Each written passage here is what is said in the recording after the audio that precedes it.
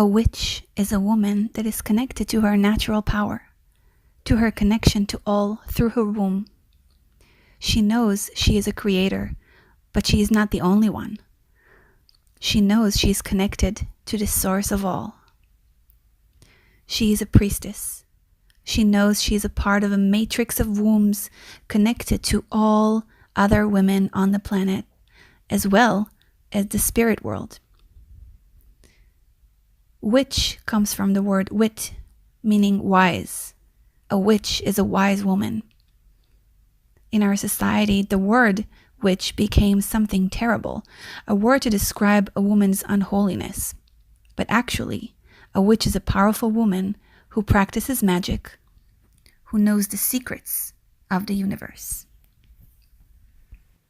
Women, we do magic naturally. We are all natural witches. I used to remember when I was a young, very, very young girl, I used to create protection spells around animals. I started at a very young age. I still do it. It comes naturally to me. And I use my imagination, and I knew, like from a very young age, that there was like a force around me that is yielding to my wish. We women, we clean spaces, we clear and heal people without even knowing it sometimes. You just have to, it's like you don't have to sit around a cauldron saying specific words and spells and putting the exact right amount of animal parts and potions and stuff to do magic, to be a witch. We can just do it with our feelings. We are emotional creatures. That's who we are. We have a connection with our womb to everything around us, and we know it naturally. We just forgot. That's why we're remembering now. Remembering our wisdom and our power. Our emotions are a huge, powerful, magical tool that we have. And that's why women, don't suppress your emotions. Use them. It doesn't matter if your man or your parents or your teachers tell you otherwise. They tell you you're too emotional, you're too crazy, blah, blah, blah. This is who you are. You are an emotional being. And your emotions are powerful. They create magic. You cannot do magic without emotions and without feelings. So this is your gift. And we just need to learn to use our gift correctly, because women are so powerful naturally that if we do not know how to use our emotions, they can use us. That's when the shadow part comes. But if we know how to use it, if we work with it correctly from our womb, from our power, we can really use it for power, for good. When a woman is in her shadow side, like I said, that's when her emotions can use her. And you can create chaos. And this, sisters, like we can create chaos around us. But you cannot do magic without emotions. We need them. That is why women are much more natural at witchcraft than men. Because most men who use it, they do it in a very right brain way, because masculine is more right brain. They do it with specific ceremonies, specific spells. You have to do it correctly in the right time, in the right way. It's very like scientific, almost magic, masculine magic. But we don't need it. We don't need it. We naturally know, we naturally feel in the moment what to do. And sometimes we don't even think about it. We just do it. So in the past, I spoke about light and dark magic a lot, and that they are very equal and important, and that dark is not necessarily bad. Dark is just don't be mistaken with that. Baneful magic is bad. Baneful magic hurts other people, and we do not want that. Okay, but dark is just the polarity of light, and we need them both.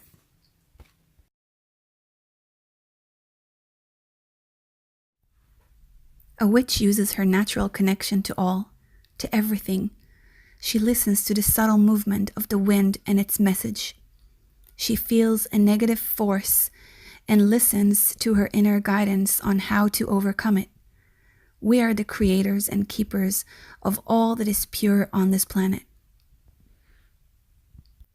As women, we have the gift and ability to go into the darkness. Darkness is not bad. It is simply the polarity of light. The darkness is the womb. the eternal space that all life comes from, all possibilities. We all come from this darkness, and we all go back there. The dark is the space that the feminine is brave enough to hold and has the ability to face, transform, and even live in. We need the dark, just as we need the light. The ocean is dark, and the more you dive deeper, the darker it gets. We women have the natural way of diving into this depth, a gift which is vital for all humanity.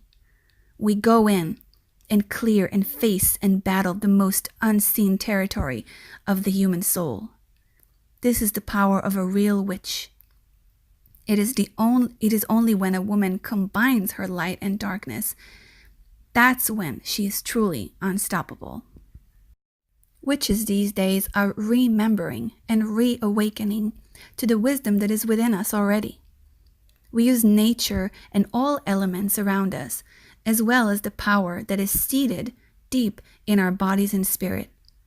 We feel all other witches. We move through time and space when we feel all wounds from all times caused by the dark masculine, and we transcend them with our loving roar.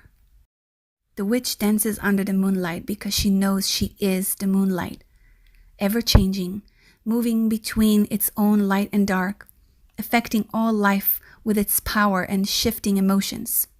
She dances because she is the dance, the flow of life and creation, celebrating and aching itself, laughing in her sadness, joyful in her tears. She feels it all in one moment and surrender to who she is changing to, again and again and again. As we merge with our sisters, we merge with all the parts of us. All aspects of the feminine we have allowed to scatter in the shadowy world of the dark masculine. When we go back into ourselves, still within the eternal darkness, we find truth again and ourselves. The feminine has been suppressed, misunderstood, humiliated, forced to be disconnected from her own power.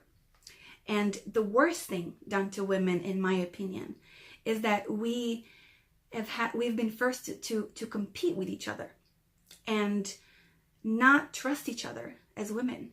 The dark masculine has given rise and power also to the same amount of dark feminine. Remember, it's all polarity, it's all balanced. But when we live in our true light fully, sisters, we invite and inspire other sister to join us, and also we remind them who they really are. Witches, wake up. I love you, and you are all safe and loved in my womb. I am the servant of the mother, and this is her message for you all. I love you.